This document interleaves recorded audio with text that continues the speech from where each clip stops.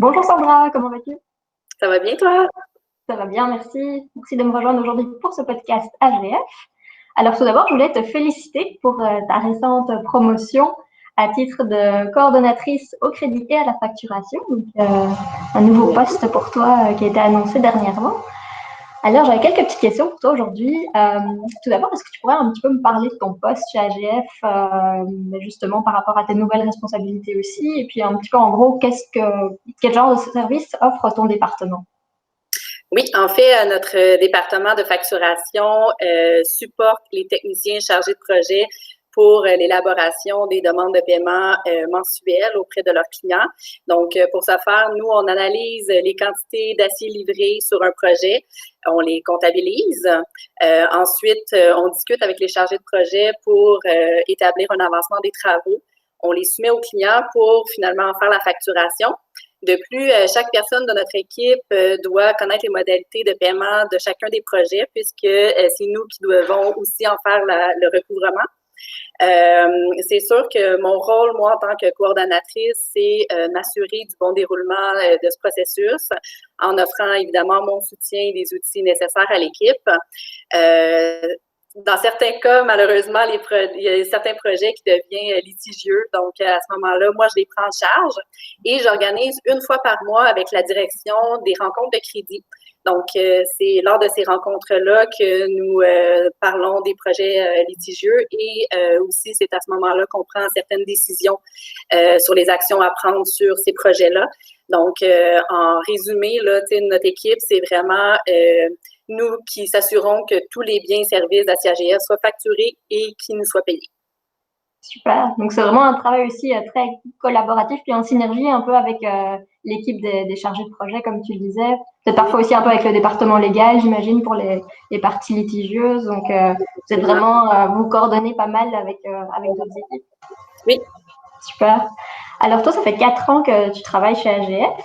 Est-ce que tu peux me dire, si tu fais la rétrospective un petit peu de ces dernières années, qu'est-ce qui te rend le plus fier à travers ce parcours ou qu'est-ce que tu aimes le plus dans ton travail? Oui, en fait, c'est vrai, ça fait déjà 4 ans que je suis chez AGF. À mes débuts, j'étais agente de production au transport. Et puis, ayant fait des études en comptabilité, c'est sûr que je ne cacherai pas que mon but était de un jour faire le saut dans l'équipe de comptabilité. Quelques semaines après mon arrivée, il y a un poste qui s'est ouvert au recevable. Donc, j'ai tout de suite sauté sur l'occasion. Et AGF m'a donné la chance d'avoir ce poste. Donc, depuis les dernières années, j'évolue dans le poste au niveau des recevables.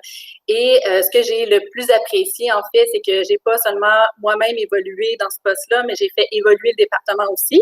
Puis on m'a toujours encouragé aussi là, à améliorer les processus.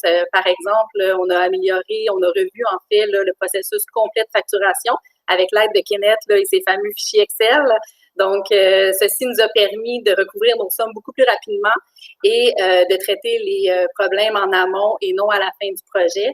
Et puis, c'est sûr que moi, j'encourage toujours mon équipe et ainsi que tous mes collègues à se demander comment ils peuvent améliorer certains processus de leur travail et de suggérer des idées ou des suggestions à leur gestionnaire parce que je pense que en tant qu'employé chez AGF, qu'est-ce qui peut nous rendre le plus fiers, c'est de contribuer à l'amélioration puis au succès de l'entreprise. Donc, moi, c'est vraiment là, quelque chose que je prône beaucoup.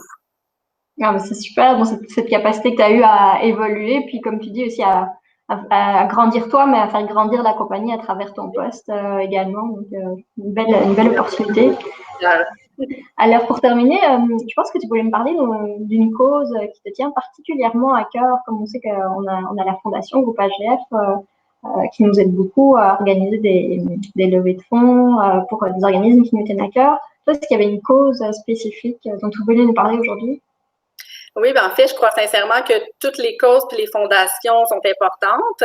C'est sûr que certaines causes nous tiennent plus à cœur, tout dépendant des expériences qu'on a vécues. Dans mon cas, lors de ma première grossesse, mon fils est né prématurément, donc ses poumons à sa naissance n'étaient pas nécessairement tous bien formés. On a dû être, en fait, il a dû être hospitalisé 2 semaines. Et puis un jour, j'étais assise devant son petit incubateur, puis j'ai remarqué que l'incubateur provenait de la Fondation Enfant Soleil. Donc, c'est sûr que moi, ça m'a directement rejoint. Et c'est à ce moment-là que mon conjoint et moi, on a décidé de faire une activité de levée de fonds. Donc, à chaque année, pendant le temps des fêtes, on loue une glace à l'aréna de notre secteur. Et puis, on invite famille, amis, on met de la petite musique de Noël, on joue une partie d'hockey, on fait du patin libre. Puis chaque personne donne une petite contribution. Puis, à ce moment-là, nous, on remet les fonds ramassés là, à Opération Enfant Soleil pour les remercier d'une certaine façon de nous avoir permis d'avoir un petit incubateur pour notre petit Nathan qui aujourd'hui là, va très bien, inquiétez-vous pas. Super. Ah, bah, c'est une belle histoire que tu pu rattacher justement une expérience personnelle à finalement le rendre l'appareil de l'aide qu'ils avaient apporté pour ton fils.